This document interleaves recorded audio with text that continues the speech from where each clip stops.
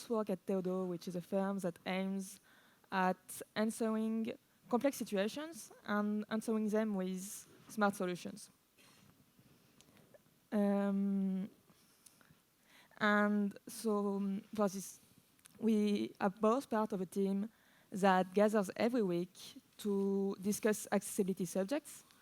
And one of the issues we try to tackle is to try and understand how we can help developers understand what an accessibility issue is. So as I was saying, we're trying to tackle accessibility issues.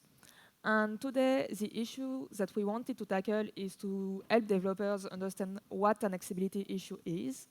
And especially today, we're going to discuss this issue by following the stories of 4 different people. Claudia, Chris, Pavel, and Simon each have their own history and their own problems, and they each present with one disability. And so what we're going to do today is to understand what they're going through when navigating the web. But this is not just 4 people that we are talking about. Actually, we're talking about quite a large part of the population. The World Health Organization considers that at least 16% of the population presents one disability. 16%, it's 15 people in this very room. So we consider this number is quite huge and should not be neglected when developing an app, especially since it is increasing due to aging in population. But it should also be noted that accessibility is not just about permanent disabilities. What first comes to mind when thinking about accessibility is probably wheelchairs or walking sticks. But it should be noted that accessibility can also be about situations. I will use 2 examples to illustrate what I'm saying. First example would be you, after this talk, wanting to enjoy sun and wanting to take a coffee outside on the terrace, but you need coffee outside and you also need to read your emails because there's a really important email that you need to go through. But there's so much sun that you can have troubles actually reading your emails. So you will need the website you navigate on to be well set for you. And for example, you will need the contrast to be well managed in order to actually be able to read your emails. Second example I will use will be use this winter.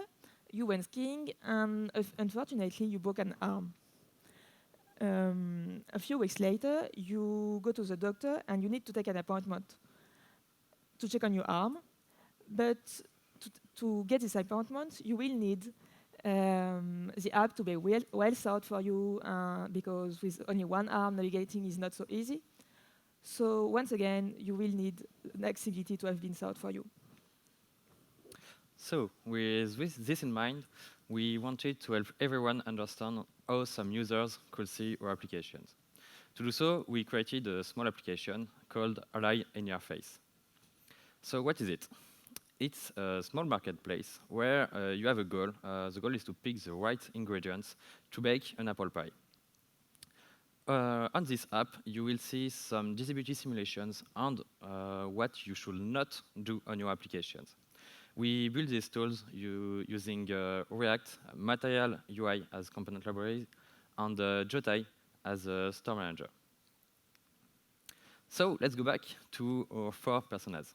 First, Claudia. Claudia is a 54-year-old social worker, and she is colorblind. Colorblind touch 4% of the world population, and there are multiple kinds of colorblindness. Some don't see green, some don't see blue, etc. So, how Claudia sees our application? Yeah, everything looks a lot greenish. It can be difficult to pick the apple between all these images. And why? Because only images give the information of what each item is. To help Claudia, we should make sure that it's not only an image that gives this information, maybe add some text under the image, And we should also make sure that the contrasts are great on our application, so she can use the app as everyone else will do. Now, let's check on Chris.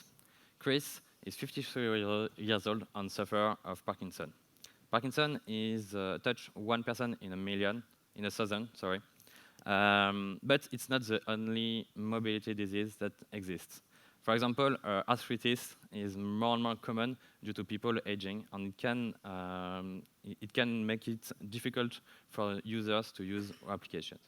So Chris wants to pick some flower for his cake. But here you have to imagine it. You have your mouse, and every time you move it, you are checking, so it makes it really, really difficult to click on a small icon like this.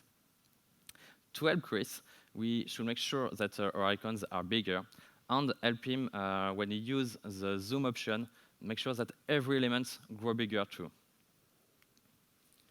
Okay, now we're going to focus on Pavel. Pavel is 24 years old, he studies chemistry. But he also presents with attention deficits, like 4% of the population. What Pavel experiences is that he might have trouble focusing on things and really sticking to one information. It might be similar to what anyone experiences when they're really tired or when they have a headache. So what does the experience look like for Pavel? Here we tried and simulate what Pavel goes through. He wants to select an egg, but it gets quite complicated for him because his thoughts go elsewhere and he has some troubles actually focusing on the egg here. So once again, you need to help Pavel by keeping clear designs and giving him just the information he needs. And last persona that we're going to focus on today will be Simone. Simone is 41, and she's an office manager, but she also presents with dyslexia. It's not so easy to estimate how many people in the population have dyslexia, but some studies, like one by Yale, considers it's up to 20% of the population. So this is quite a huge part of the population that we want to help here. And what do they see exactly? Here we see that for Simone, the letters are mixing, and she has some troubles actually reading the contents. She wants to validate her card to make sure that she has everything she needs to make her apple pie, but it can get quite complicated for her. So here, if you want to help Simone, you have to keep clear design, and why not adding some images to help her? So now we've seen it on a design website that helps you understand your users. But what will be best is if we can try it on our own application that we are working on. To do so, you have multiple plugins that exist. For example, we will talk about Web Disability Simulator.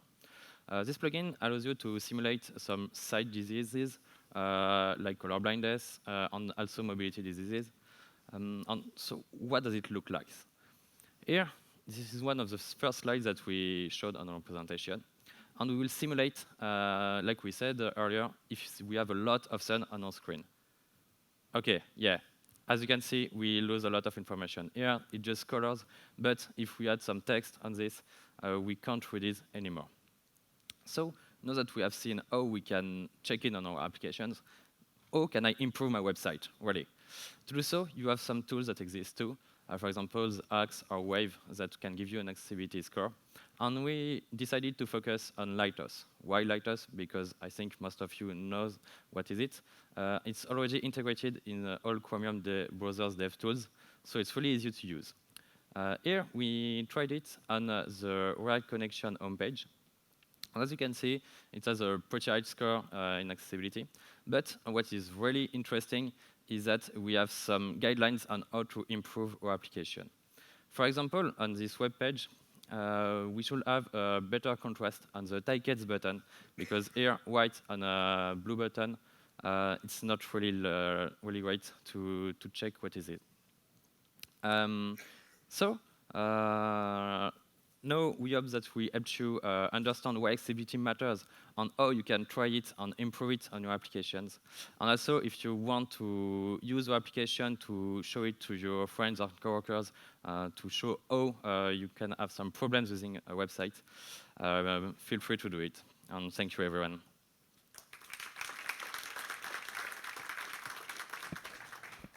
Thank you. Please come in.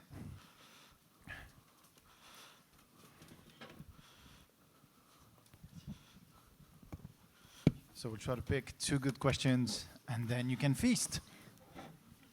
I think "And Then We Feast" is the production company behind Hot Ones, isn't it? I think it is. Yeah, everybody knows. It's like weird.